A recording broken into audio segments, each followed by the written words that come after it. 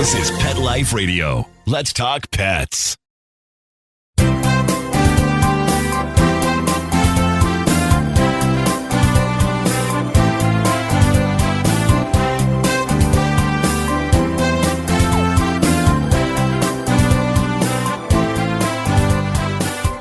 And welcome. You're here live this morning and this afternoon with Dr. Jeff Werber, your host for the next 30 minutes here on Pet Life Radio's Ask the Vets with Dr. Jeff. And of course, Instagram Live.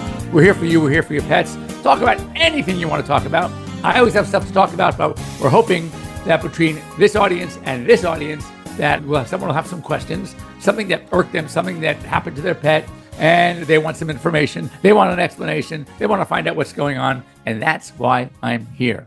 So anyway, I hope you all had a good week. I'm still rebounding from the very fun time I had last week at our reunion. And a couple of things that I peruse the news, the American Veterinary Medical Association, the American Animal Hospital Association. I go to their sites every week and, just talk about things that are going on in the industry, things that you find interesting. I mean, there are a lot of stories about, very specific veterinary stuff, but I'd like to share some good cases. And many of you may have seen on Instagram that I had a dog that we did that ugly, bloody spleen surgery. And I mentioned that to the guy, it was not an easy sell. I mean, he did not want to do it. And the dog was in good shape. It was old, but in good shape otherwise. And to me, age is not a disease. I don't make a decision on whether or not to proceed with something just because of age. To me, I'd rather do surgery on a 14-year-old healthy dog whose bloods are great, whose heart is good, than a 10-year-old or 9-year-old dog who's got liver disease or kidney disease. So to me, it's not age. As many of you know, I did surgery on my own 15-year-old Labrador. People thought I was nuts to anesthetize for a long, ugly procedure, a 15-year-old Labrador. And I did the surgery. He did great during surgery, after surgery, and he went for another year and a half. I finally put him to sleep at 16 and a half, which for a lab is unbelievable. So finally, this guy said, okay, doc, we need to do. I almost made him feel guilty. And I would say this all the time. What happens if you didn't do something that you should have, or you did something and it turned out to be okay? So let's say we opened up and there was nothing we can do. Then we would have been no different, right? This tumor, whatever it is, it's non-resectable. We can't treat it and it's going to take him, or they're going to put him to sleep because of it.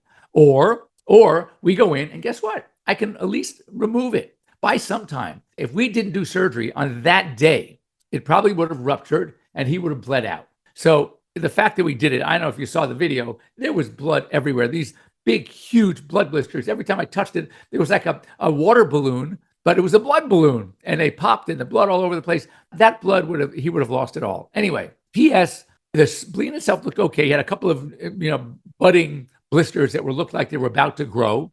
And we removed the spleen. Cooper, the dog, did surgery, did beautifully during the surgery, and comes back a week later, a benign hematoma.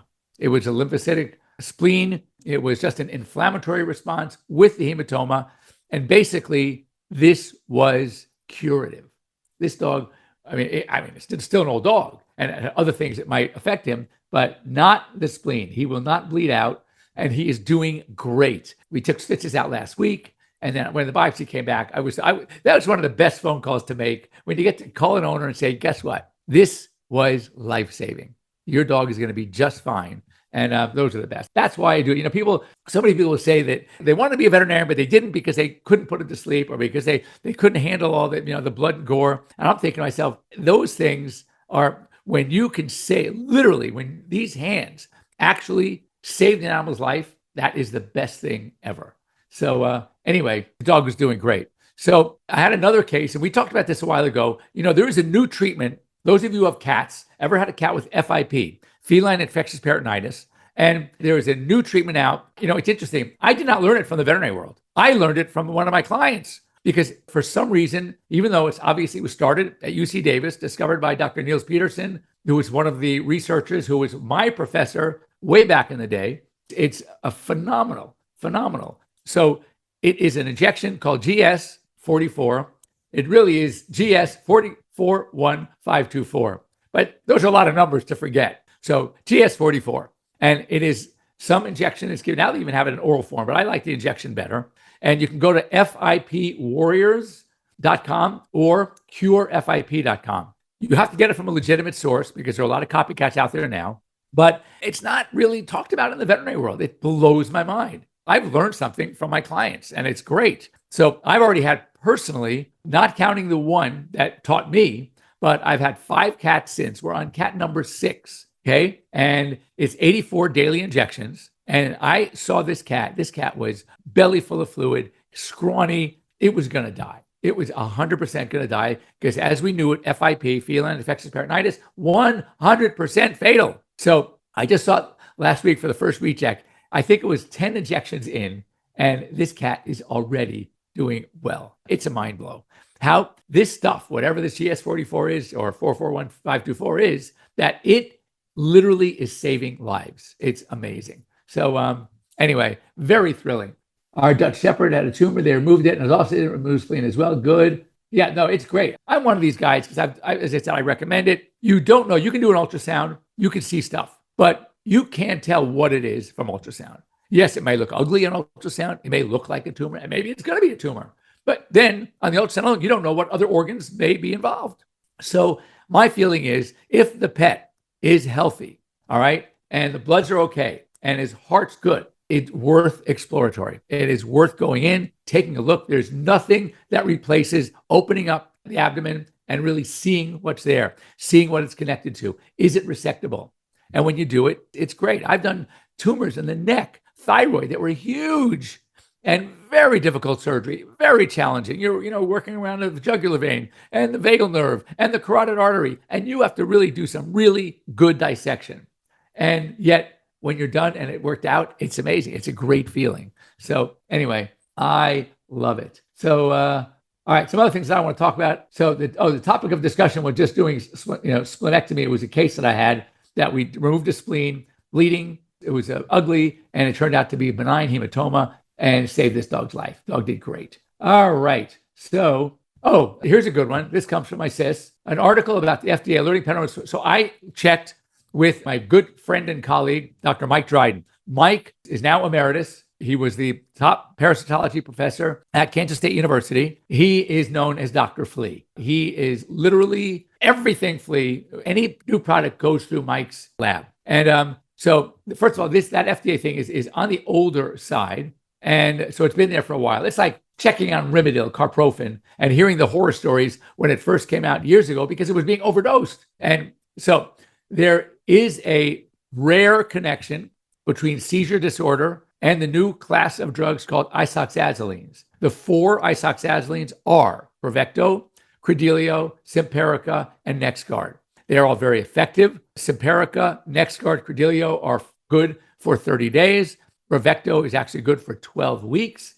You can also get a combo with Simparica called Simparica Trio, and for Credelio called Credelio Plus, and that is flea sticks and heartworms, again, once a month, once every 30 days. It seems like those animals that have had issues had prior problems with seizure activity, or it means that they were predisposed and they were going to have some seizures anyway. And even in that case, it is rare. And even if it worked for one isoxazoline, it doesn't mean it's going to work with the other. So the recommendation still is, look, I have 5 dogs. They're on one of the isoxazolines, either NexGard or Bravecto, and I've never had a problem. And I would tell you in fact, I think I've only had one case of a problem, and it was a dog with seizures. And we then switched from one to the other, and I don't remember which one we started, which one we switched to, and it hasn't happened again. So my recommendation is the isoxazoline class. Those 4 are still the best flea and tick products out there. Fipronil, which is the active ingredient of Frontline, and imidacloprid, the active ingredient of Advantage and Canine Advantix, though both very safe,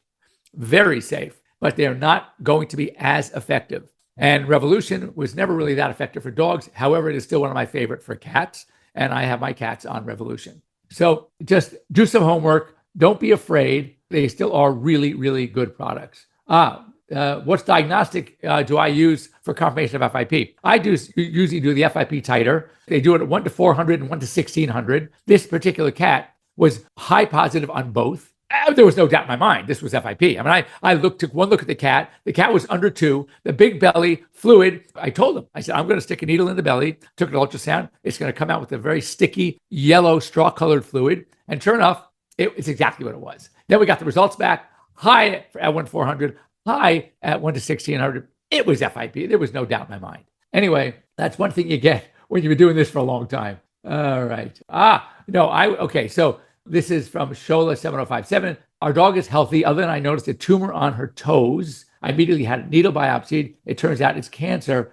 Can you remove it? I need to get an SIP. So the answer is yes. So this is when we have, first of all, interestingly, toenail and toe tumors, if it's around the nail bed, it's often a melanoma or it could be an osteosarcoma. Here's the problem anyway with these tumors is that when you have, whether it's a tumor or a really bad nail bed infection, they are so hard to get rid of because of the osteomyelitis. The treatment is the same, amputate the toe. And these dogs do just fine. My only concern is that you wrote toes plural. That would make a little, possibly a bit more of a difference depending on where they are. I'd be surprised if it's toes. I'm hoping it's just one toe. And if that's the case, yes, it should be amputated and that could be life-saving. So 100% would recommend that. You can just send me a personal message here. If you're in Los Angeles, I'd be happy to do that surgery. Oh, it is one toe. That makes more sense to me. Good. Again, see, a little experience. This is the wisdom part comes in. It's not smart. I'm not smart, but when you're doing this for a long time, you get some wisdom there from experience. So that's good. Yeah. So send me a text. Anyway, I can't believe it's halfway through the show. Mark, what's going on here? I'm going to go ahead and just do a couple of these. Then we're going to break for a commercial break, and I'll come back and talk to you guys. And if you have any other questions along the way, please bring them to me. So this was a great story that dogs that like farmers, not many of us are farmers. I'm certainly not, but who knows? Maybe someone has a farm and you have livestock. So what do? You get guard dogs. Well, guess what? They're called guardian dogs, and they are credited by a particular farmer for not losing a single livestock animal in the last 7 years. But also what's important is that he has not had to kill a single coyote, mountain lion, or a wolf either. So what they're finding is that there's almost like a mutual respect that when these predators approach a farm and see these guard dogs, they go, you know what? I'm not messing with it. I'm going to go next door. It's kind of like having watchdogs, having dogs in the house who bark. And a perpetrator comes up to the house trying to break in. All of a sudden, I mean, like my Labrador has a pretty deep bark, and my Frenchie will bite the heck out of a stranger. So it's like, this is perfect. So the guy says, you know what? I'm not messing with this. I'm going to see what the guy next door has. That's what we're seeing with these dogs is that so not only is it good for the livestock at a farm, it's also good for the predators. So I thought that was a cute story. So that the fact there's that mutual respect. Cloudy eyes on your dog. We could talk about this real quick, and then we're going to go to break. So a lot of older dogs, I get this all the time. I think my dog has cataracts. Well, so just understand, there is a normal age change called lenticular sclerosis, or they call it sometimes nuclear sclerosis. It is basically an aging of the lens capsule. It becomes fibrotic. It becomes like thickened, like scarred. So with a sclerotic lens capsule, it loses some of it doesn't move as easily, but more importantly, it doesn't allow light in and out as easily. It becomes a little bit opaque. So you look at these dogs' eyes, or mostly older dogs, even some older cats, and you'll see kind of like a bluish or a grayish haze, the tint, to the actual normally black pupil. So this is an age change. By definition, it is a pre-cataractus condition. But in order for this to turn into cataract, assuming it's not real cataract, your dog would have to live to about 30. Unfortunately, it's not going to happen. So it is normal. It might, as it gets advanced, as they get older, it might cause some light issues or vision issues in low light, but typically they can still see. Now, other problems you can have, of course, you can have something called a lens. There's a normal lens change, obviously, called glaucoma. And that is a cataract or glaucoma. So glaucoma also, because the whole eye gets swollen, that can impede the lens and it looks a little more bluish. And of course, cataracts. Cataracts, of course, are something that are removable. And that's why it's so important with any of these problems to have your pet seen by your veterinarian, because glaucoma can be treated. The ultimate treatment, if need be, is enucleation, removing the eye. But the glaucoma is very, very painful. So if your dog's lens, if the bulb itself, the globe itself looks like it's getting big and it just seems firmer to the touch, have your dog or cat seen. It's usually dogs by your vet because it's something that can be treated. There's some great medications out there that could help. There are 2 surgical type procedures that could help, and it's worth a try. So see your veterinarian. If it is cataract, cataracts can be removed. Not only can they be removed, but they can now, which is so cool. Remember, of all the senses, one of the weakest for dogs is their vision, okay? They don't have good acute vision. Their color is okay. They don't see colors like we do, but they can see colors. It's more of a bland array of colors that they see. But when a cataract is removed, now the veterinary ophthalmologist implant a lens that is much clearer and better than the cataractus lens. So it actually, they can see better after cataract surgery than they did even before the cataract. So that's pretty cool.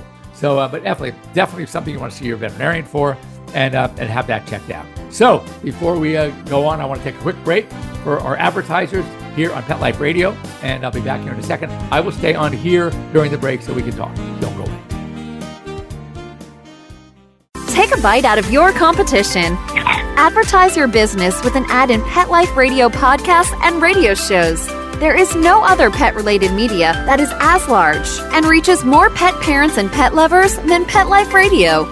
With over 7 million monthly listeners, Pet Life Radio podcasts are available on all major podcast platforms, and our live radio stream goes out to over 250 million subscribers on iHeartRadio, Odyssey, TuneIn, Stitcher, and other streaming apps. For more information on how you can advertise on the #1 pet podcast and radio network, visit PetLifeRadio.com/advertise today.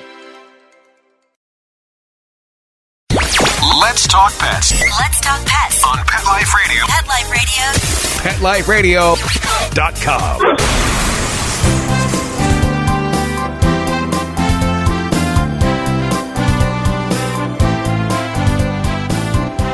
Okay, we're back. So we're just talking about tumors and locations and types of tumors. And it's very important to have tumors checked. By looking at them alone, you really can't always tell. A perfect example, this is again where I learned from one of my young colleagues. I saw a little wen. It was a little something on the skin. It looked so benign.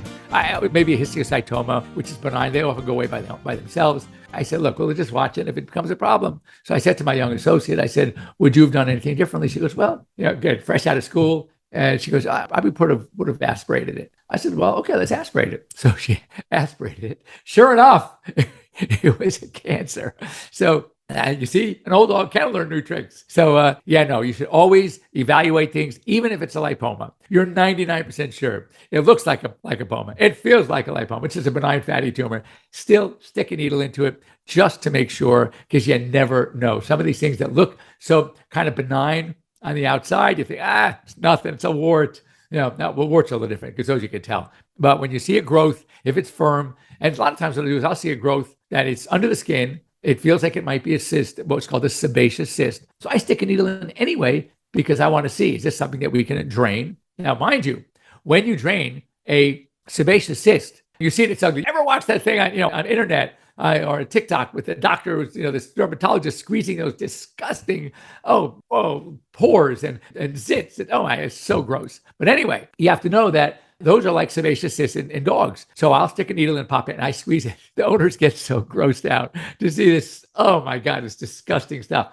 But it's good to know those. Why? Because when you do that with a dog, and that's a cyst, all you're doing is emptying out the contents of the cyst. You have done nothing to destroy the cells on the lining of that cyst on the inside that are creating this sebum, this disgusting stuff. So the only way to get rid of it once and for all is either going to be cutting it open and using some sort of cautery device to destroy the inner lining, or what I like to do, I just remove the whole sucker.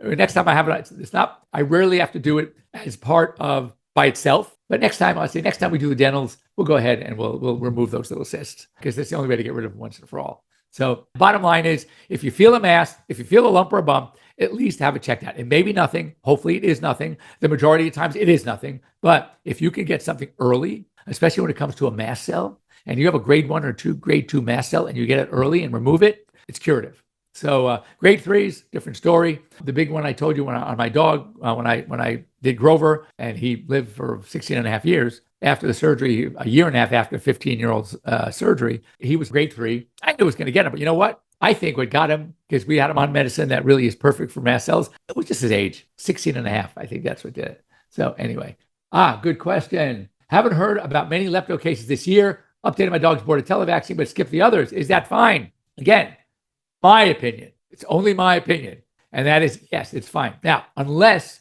Lepto always was a lifestyle vaccine. It was a vaccine that if you traveled to areas, if you hiked in the canyons or the mountains where there were the rodents and there were streams and they were urinating and defecating in the streams and your dog was then drinking that water, then yes, they could be exposed to lepto. And then if that was your lifestyle, if you're a very active person, then I would say yes, to be safe, do the lepto. But for my dogs that go in the neighborhood, I never did lepto. Why did I avoid lepto? There's a reason for it. First of all, I am a big fan of vaccinating. However, I am not a fan of vaccinating if it's not necessary. I'm not going to vaccinate a dog that never goes hiking with rattlesnake vaccine. Or a dog here in Los Angeles where we don't see Lyme, I'm not doing the Borrelia, the Lyme disease vaccine. So it's a lifestyle. If my dogs never go to board, which they don't, right, then I'm not going to do influenza. So for me, the vaccines that are required or recommended are those where your pet potentially could be at risk. I have 5 cats. I do not vaccinate against rabies or leukemia. Why not? Because my cats are only indoors. And in California, rabies isn't required for cats. And where are they going to get it? I don't invite bats or raccoons or skunks into my house. They're not going to get bitten. So what am I going to vaccinate them for? Leukemia, prolonged direct contact with leukemia-positive cat. Well, my cats are not going to have prolonged direct contact with leukemia-positive cats. Again, why would I vaccinate? Especially since, and this is true, lepto hurts the most. Of all the vaccines, the one that gives the most vaccine reaction is the lepto. Do I want to subject my dogs to that? No. If they don't need it. If they needed it, I would. Now, cats, there is something called feline vaccine-induced sarcoma. It's actually a cancer secondary to an injection. Usually it's a vaccine. And it is deadly in the sense that you can't remove it. So that's why, if you've noticed lately, your veterinarian has been giving vaccine to the cats in the legs, not in the trunk, not in the back and the flank like we used to. Why? Because if they develop this feline vaccine-induced sarcoma, treatment of choice, amputation. You amputate the leg. I don't want to do that unless I have to. So again, if the vaccine is worse than the disease, if the vaccine is protecting it against something that your dog is not going to have access to, right? There's no risk, then don't give the vaccine. So that's my 2 cents. Take it or leave it. After how many vaccines can we start walking Lincoln around the block? That's my new canine nephew. Here's my feeling about vaccine. The first one, 8 weeks, 8, 12, and 16, my favorite schedule. 8 weeks, still want to keep pretty protected. Your yard is fine. Have friends come over with their dogs that are well protected because we want to start socializing. You already have dogs, so that's less important. 12-week shot. And I mean, when I say after, I mean a few days after, because you got to give the chance a vaccine for work. Then I say walking around the neighborhood is okay. Again, don't mingle with dogs you don't know. And if you see a poop or something sitting on the grass, obviously hold them back. Public places, like we're in LA, would be like a dog park, 3rd Street Promenade, the Grove, where a lot of people take their dogs. That's not till after the final set of vaccines, which is 16 weeks. And again, 4 to 5 days after that. So that is, again, my 2 cents. Take it or leave it. So Bordetella, great question. Here's why I'm a little different about Bordetella. Bordetella was always known as the kennel cough vaccine. It's not. It's not kennel cough anymore. It's the live in LA cough. Go to the Grove cough. Go to the dog park cough. Go to Beverly Drive cough. Go to Rodeo Drive cough. Go to the vet cough. Go to the groomer cough. It is everywhere now. So even if you don't board your dogs, but you do walk them and they're going to engage possibly with other dogs, you're going to socialize with other dogs that are going to other places. Be safe. It's an easy vaccine. It's not expensive. And if you don't frequent these places, I do it once a year. I do my dogs once a year. If you do frequent these public places, then you want to do it every 6 months. It's not a great vax, but it's the best thing we got. Okay, next up, do we have time? Ooh, we're a little wrong. I'm going to do one more story. So this may be you. Some of us are not feeling it in big cities, but it shows that this nationally, of course, pet parents are cutting back spending on their pets because of rising prices. People, unfortunately, focusing on their own essentials. When you have a tough time affording your groceries for your kids or getting expensive gas for your car, unfortunately, pets take a backseat to those. And I understand. So, hopefully your pets don't get sick. Take good care of them. Preventive care is the key. And so you don't have to spend a fortune on them. But it's just that is a reality. One thing we're still seeing a lot of is derm issues, skin problems. It could be many things they're talking about. It could be irritants. It could be inhaled allergens, fleas, environmental, etc. So if you see pets biting, scratching, licking, etc., It also could be secondary infection like bacteria, yeast. So this is very important. If you take your pets in for allergy treatment and they use, whether it's going to be corticosteroids, which are still being used, whether it's Cytopoint, which I love, whether it's Apoquel, which is my second choice, right? Understand, if they have already created lesions in their skin, now they have secondary infection. That's itchy. And those medications are not going to relieve that itching. So in fact, steroids sometimes can exacerbate infection. Again, carefully is not a problem, but you need to use it judiciously, as I say. So make sure that treatment, you want to try to find the cause, the offending allergen if you can. If it's environmental, avoidance. If it's inhaled, you're not going to put them in a bubble. So you got to go and get them tested if you can, or just put them on some of these anti-allergy medications. But the key is if they also are suffering from some sort of skin infection, you see redness, you see scabs, you see sores, etc., then for sure, very important to treat with antibiotics as well. Again, talk to your veterinarian. All right. So that's all we have time for today. I have some other stories. We can hit them next week. If you need to get a hold of me at any time during the week, Werbs_DVM, you can send me a private message. Do me a favor. I am not a good texter. As you notice, I can talk well and very fast. So if you need to get me, I'm a much better talker than I'm a texter. So leave me your cell phone numbers. I will call you and we can have a conversation. Going back and forth, I say a texting conversation, by the time you see what I say, then you answer, I answer back. It's 10, 15 minutes. I can handle it in 3 minutes in a telephone conversation. So I don't have a lot of free time. So anyway, call me, I'll call you, just leave me your numbers and not a problem. All right, and that is all we have time for today. It was great visiting with you. And likewise here on Pet Life Radio. Mark, we'll see you next week. For those of you to see you next week. Again, if you guys have any questions on Pet Life, again, you can send them to me, to Dr. Jeff at PetLifeRadio.com. I will get them and I, of course, will answer you, at least do my best to answer you. And other than that, have a great week, everybody. Thanks for joining me. And we will, again, see you here next week. Bye-bye. Let's Talk Pets, every week on demand, only on PetLifeRadio.com.